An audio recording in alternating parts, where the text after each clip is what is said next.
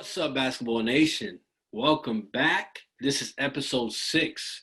I'm super excited about this episode. I'm pretty sure I can see it in Paul's face. He's also excited about it. And I'm pretty sure you guys, the viewers, are excited about it as well. I'm going to just get straight to it. If Paul wants to say something before we get started, I'll let him, and then we'll get straight into what we're going to talk about. Hey, man, I got nothing. Let's just jump right into it. Obviously, we know why we're here. So let's continue. All right. So without further ado, last episode, we spoke about the upcoming free agency. We spoke about the NBA draft coming. We spoke about trades. Right. And we also spoken about the fact that in 1 week, we had all of those things happening at once. Right? The first time in a long, ever. Yeah, a lot going on. What do you we had a lot of basketball this week that just passed. Yeah. Yeah.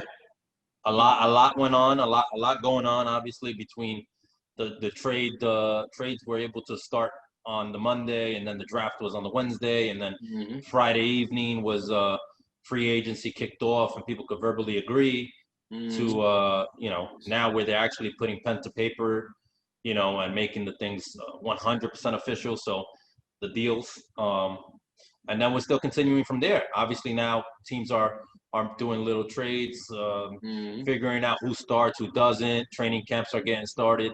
And then preseason. So slow down. There's a lot going on. There's a lot going on. Hey, hold on. You said let's rewind. You said pen to paper. Let's talk about pen to paper. Yeah. All right. Free agency, pen to paper. Yeah. Let's state the first moves that we've seen happen as far as free agency. Right. And let's start it with no other than our Knicks. One of these guys. Well, actually, let's rewind a little bit. Yeah. I meant to say as far as the Knicks being smart and looking at our draft and who we picked first in the draft. Oh, draft night. Yes. Yeah, that's what I meant to say. And going from there, what the way we did it as a team, we looked at who we picked. Yeah. Draft, which we didn't think we were gonna get Obi at number 8. We thought we would have to go to 5 to get him. Yeah, they were gonna try to trade up to go get him. Luckily, they didn't for whatever reason, and it worked out for them. They stayed at number 8, and still got their guy. So exactly, and I feel like our free agency, even though we weren't able to get the huge names, we kind of did a strategy where we looked at what we picked in the draft, and then we went from there on what we needed. Yeah, obviously with free agency, we'll get to that. Free agency is exactly that, free agency. So I'm pretty sure the Knicks did their due diligence with certain players, and things go the way they go, but we'll get into that. But as far as draft night goes, I couldn't be happier with what the Knicks management did on draft night by taking that little bit of a gamble and not forcing the issue to move up into the top 5 and still getting their guy. Once they saw he was there, that's the pick you have to make. He's the best player available. Obi Toppin should have not been there at number 8, but thank God he was for us Knicks fans. That's the thing. I think we would both agree. We didn't think he was going to be the number. I'm pretty sure the New York Knicks didn't think so. No. When I was looking at the draft happening, 1, 2, 3, 4, I'm like, hold on a second. Obi is still on the board. Yeah. It really shocked me that he didn't go earlier. Can you break down a little bit of why you think he didn't go earlier? Maybe you feel like these teams were looking for something different. I'll break down what I think as far as that. I just think, I thought he was going to be a for sure thing in the top 5. Most drafts had Denny Abdija as number 4, and then Obi Toppin. Even Denny fell back too, but I think what happened in the draft, all it takes even is for Okoro, the fact that Okoro well, that's what I was going to say. Got taken earlier. But that's what I was going to say. All it takes is for one team or two teams, but just even one team to pick somebody out of order, and it can make the things very interesting thereafter. And that's exactly what happened. At number 4, you had Patrick Williams get picked up, who should have been 10 to 15, but for whatever reason, the Bulls really liked this kid, and they jumped at him at number 4. And we'll see if that works out for them. They really took a big jump there for him. He took a huge jump. Yeah, and then right behind that, you had Isaac Okoro go. Listen, let's just stop there on Patrick Williams. I understand what you're saying. Let's see how that works out for them. Listen, 1 through 5, you got to take the best guys. Now, if you need a specific position, you need a specific type of player, then you have to be like, we're not taking the best available. 1 through projected. It's like the best available for your position. But in this case, he wasn't even the best available for his position. I mean, the Bulls they could use almost anything right now. And they went and grabbed him. Look, I'm not going to bash the kid. I've seen highlights of his game. Obviously, we didn't get to see a lot of these college guys because of lack of March Madness. So his game does look appealing. It looks like he can play. The Bulls, I'm sure they did their homework on him, and they're very high on him for a reason. We'll see. It could go either way. It could be that he's a good player or a great player, or he could be a bust. All I know is this: they made their selection, and what that did to the draft was, in essence, switch it up for everybody else. Because once Patrick Williams got picked up at 4, then now Cleveland had to make a decision, and they went with Okoro. I believe it was Okoro. Then Killian Hayes. Yeah, and but once that happened, once Okoro and Patrick Williams got picked up, I knew that Obi Toppin would be there for the Knicks. And then the only fear I had, and this is me, and you could ask the people I was around when I was watching the draft, the only fear I had at that time when the Knicks got on the clock at number 8, and I knew Obi Toppin was there for sure, was that we don't pick him up. They may go for what everybody believes they need to get, which is a point guard. And I think it's the wrong draft analogy to have when you're a team that's just obviously we were bad. Let's just put it plain English. We were a bad team. That's why we got this going pick. for Tyrese Halliburton. And not that I don't like Tyrese, but Obi Toppin is the better player. This is a National College Player of the Year. A guy that gives you 20 points, 8 rebounds per game, with a block and a half, shoots 40% from downtown for a big guy. A lot of people think all he does is dunk when he could shoot it as well. So the one knock on him is defense, but guess what? He's hooking up with a defensive coach in Top Thibodeau that will help him with that. So I think they made the right play. This kid looks a lot like Amari Stoudemire. I'm not saying he is, but I'm saying his game is reminiscent of that. I think they made the right pick. And then you worry about plugging the rest of your roster because, remember, they had a later draft pick. So I think Obi Toppin was a blessing in disguise for us. Well, so the reason obviously we're starting off with the draft. And could be Rookie of the Year. For sure. I agree 100%. Listen, this is why I'm happy that he dropped. Right, I'm happy. I know you are too. But that's the guy I wanted. Obviously, I wanted LaMelo, but yeah. Right? Yes. Now, when the draft comes in, you look at athleticism, you look at this, you look at that clearly. But we got, in a long time, Paul, I said this to you, over the phone. I said, look, last year I was happy with RJ. Yeah, very happy. I'm still very happy. Oh, yeah, for sure. But, man, it feels like we got a number 1 pick this year. Yeah. A real number 1 pick. Yeah. But to be honest, I believe in RJ too, and I had that same feeling last year. Remember, Zion is very injury prone. John Moran is amazing, yes, but right after that is RJ, and RJ I think has so much to grow. So I think having these two guys that could have easily been number 1. Remember, this kid RJ was number 1 in his class out of high school. Of course, and then in college, because of Zion. Right, and then in college he was still drafted number 3 to us. So he has a world of talent, and then you add Obi Toppin, who's College Player of the Year, and has that kind of physicality to him in that game. I think those two young guys, when you pair them with a Mitch, the Knicks are looking into a good young direction. But Paul, you know what I mean by a real number 1. Yes, RJ was projected number 1, number 2, but to me, there's a difference between being projected depending on your class, and then this guy Obi, to me, is not only depending on the class. I really feel. Listen, I've seen endless highlights of this guy. I've seen of course. this guy, in different situations on the court. His athleticism, his consistency, of course, me too. Just everything in general. Yeah. I feel like, as much as I like Anthony Edwards, which we're gonna get to these other picks, by the way, we just focusing on our Knicks right now, and then we're gonna flip flop, clearly, and go to free agency. But the reason why I'm mentioning Anthony Edwards, because I told you this was my favorite guy in the draft, even though he went number 1. Either way, and we knew that. Well, I mean, because of what Minnesota needed, but my guy is LaMelo, and I'm still sticking to that. But we'll continue on that. Correct. Yeah. But what I'm saying is, to me, as the draft kept going and I started to see what was available, I don't know about you, but I started to look at players and I started to see what's available, but not only the names, but I start to look at highlights. I started to look at their stats, their field percentage, this and that, things that we need as a team. Everything. And I'm like, oh my God. I knew Obi was good, but I didn't know he was this good. And listen, that's the guy I wanted. If it wasn't going to be LaMelo Ball, which it wasn't, if we weren't in the top 3, I wouldn't, honestly, I'm happy. So, I'm content. So listen, if we were in the top 3, we would have went for LaMelo, but we weren't. You think so? The next best thing, absolutely. You think you would have went for LaMelo?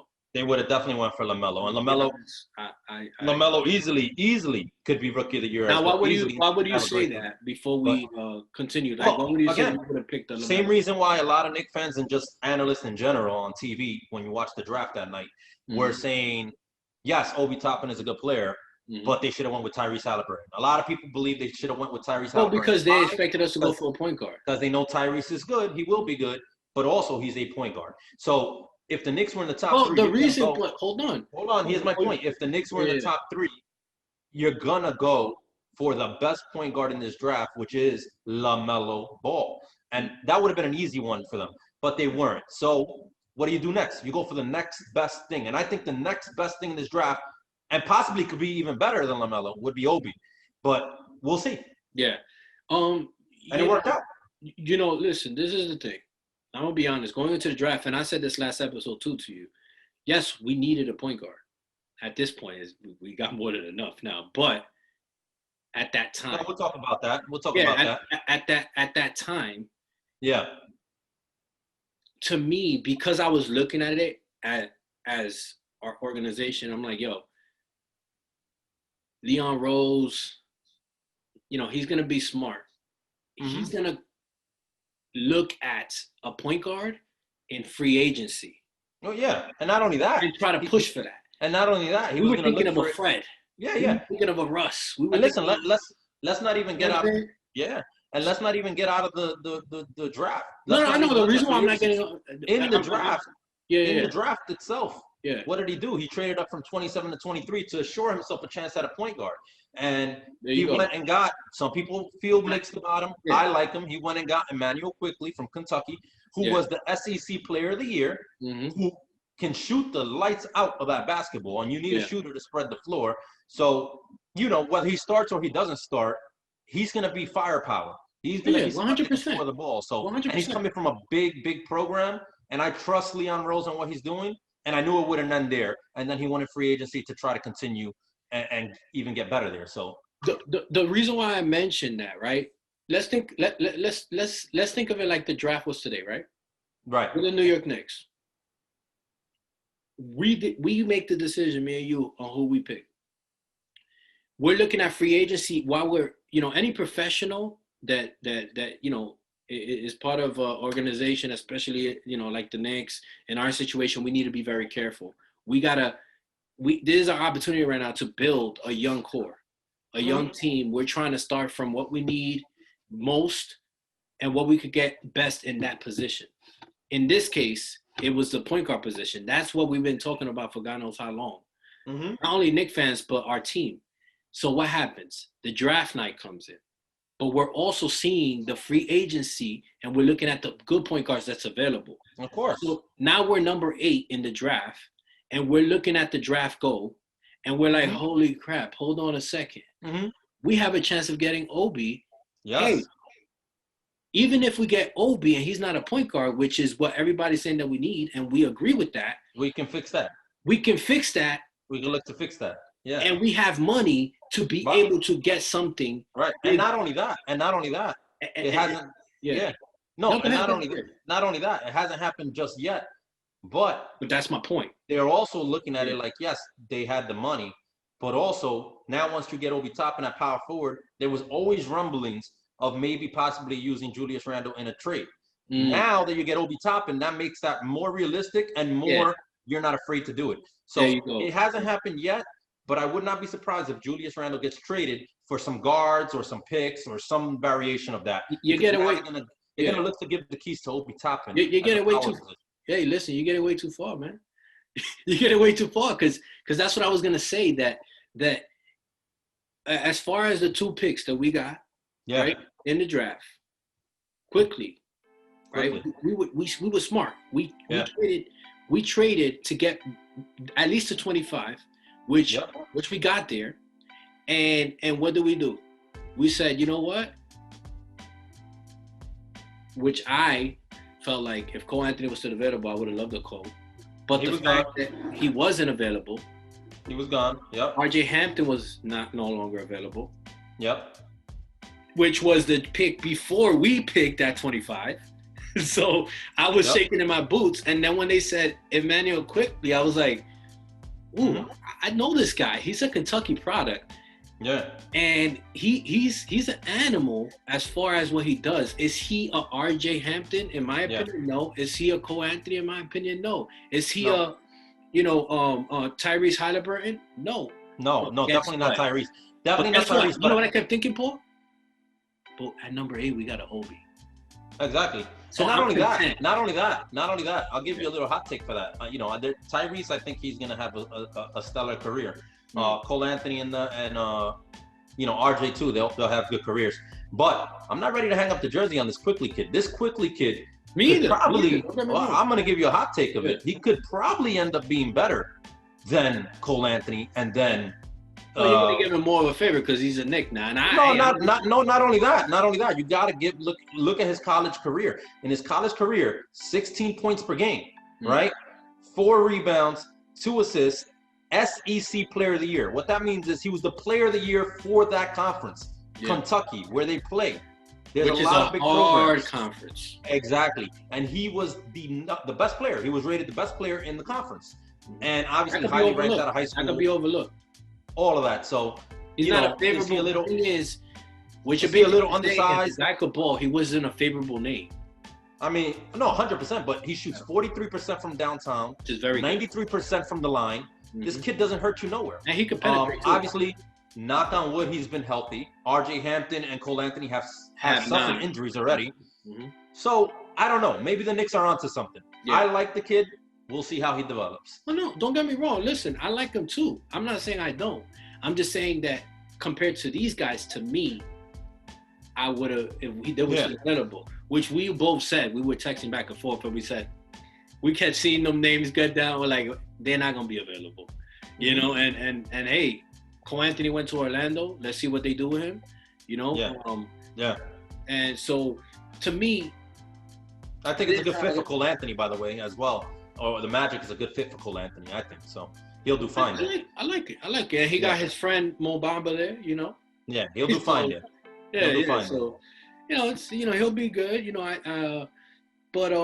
So as far as our 2 picks, right? New York Knicks, right?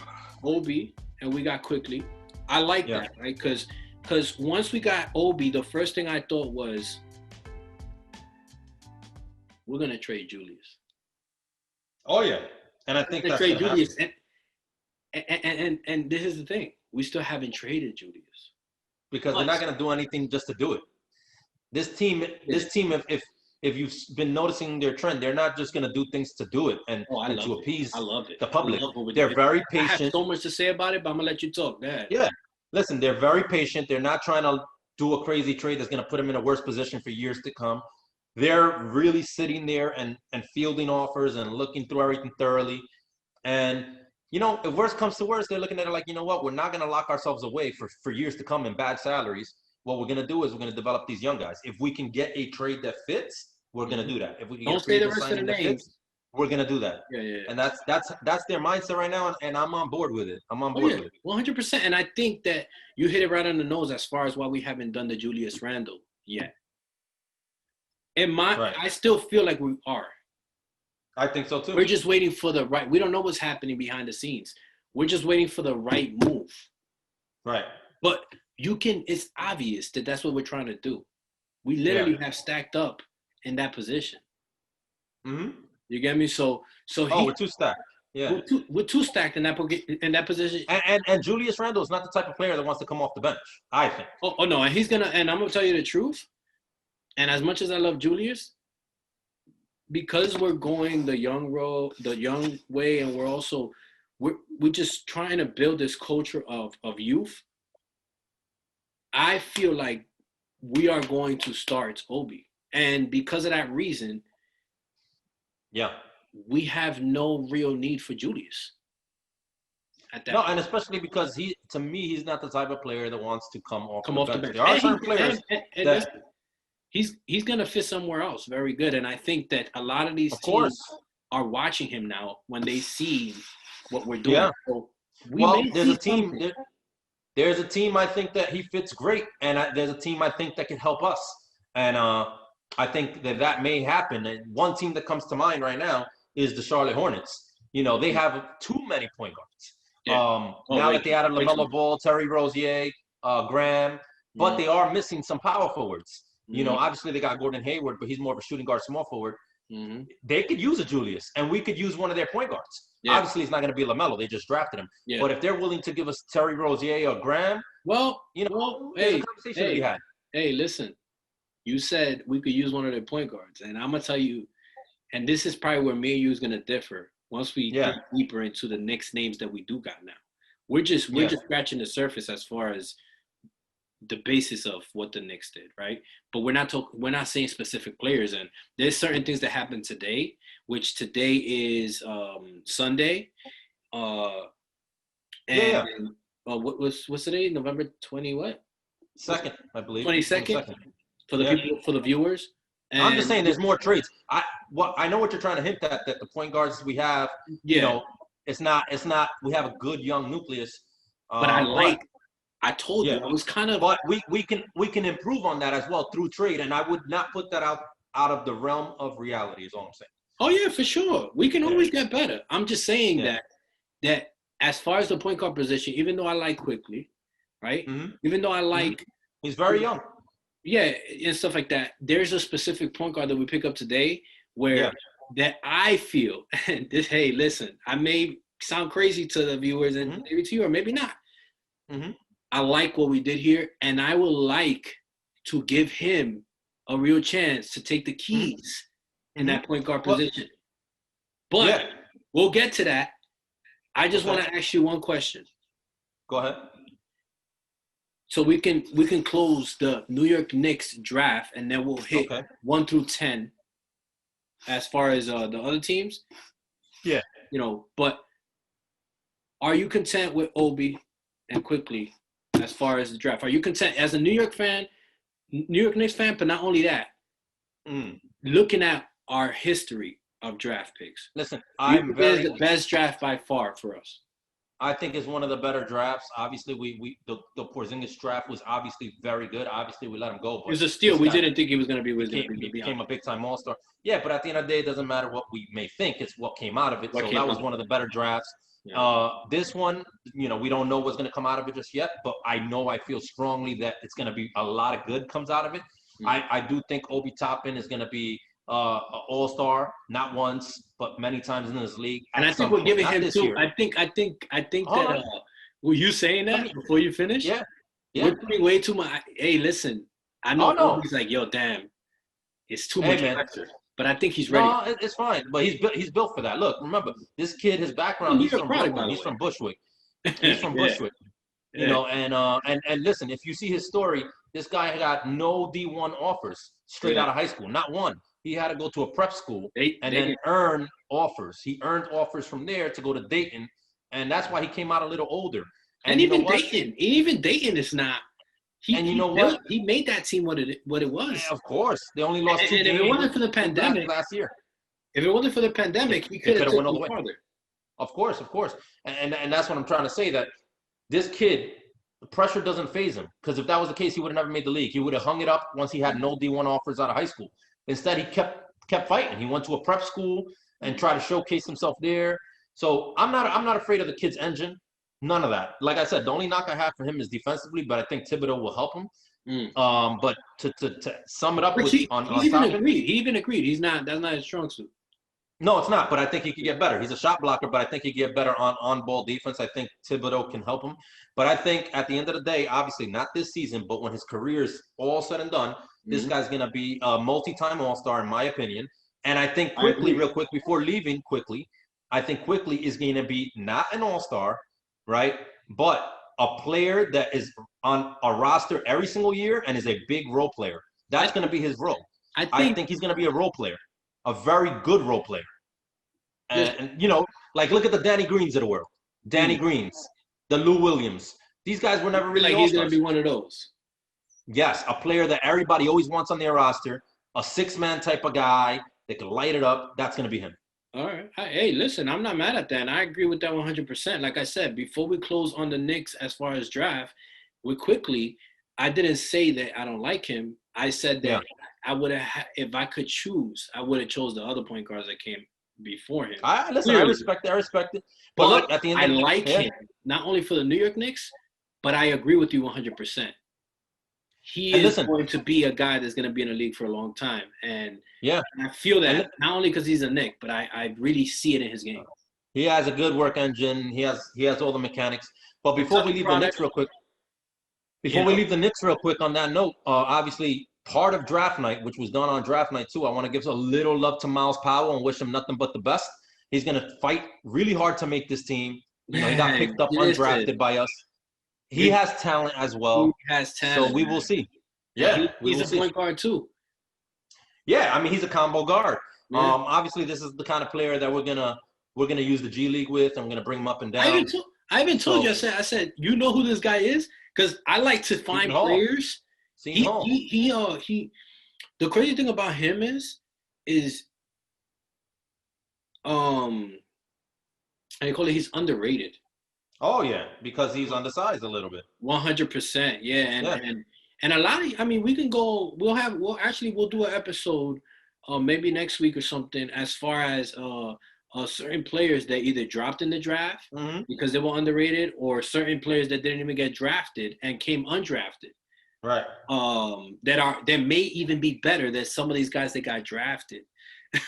You know. Well, and he's one of them, because let me tell you, this guy too. Little known fact, was Big East Player of the Year for the whole conference, his whole conference. So obviously he's good. He finished up his last two seasons averaging 23 points per game and 21 points per game. So he could light it up. We'll see if he can continue that on the NBA level. But to get that kind of player undrafted, that's a smart move by Leon. I love it. And that's what I was going to tell you. We're going to get to how we did and what the Knicks are doing as far as that. But I want to